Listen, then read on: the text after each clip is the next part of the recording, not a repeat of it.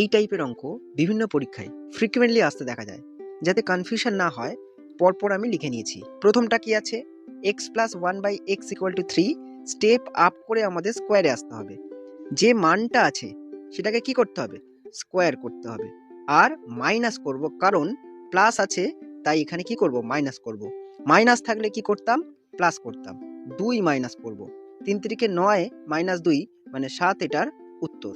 পরেরটা দেখো, একই কোশ্চেন, স্টেপ আপ করে স্কোয়ারে আসতে হবে, কিন্তু মাইনাস আছে আর মানটা কত আছে? 5 আছে।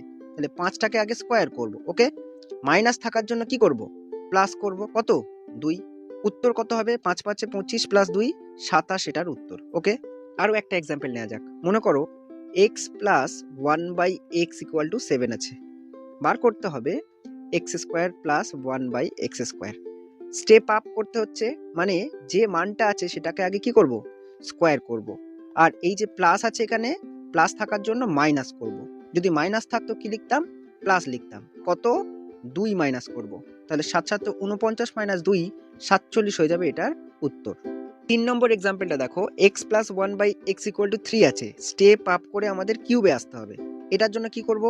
যে মানটা দেওয়া আছে সেটাকে আগে কিউব করে নেব। আর এই 3 গুণ করব সেই মানটার সাথে। গুণ করলাম, তাহলে 3 3 3 গুণ করলে কত? 27।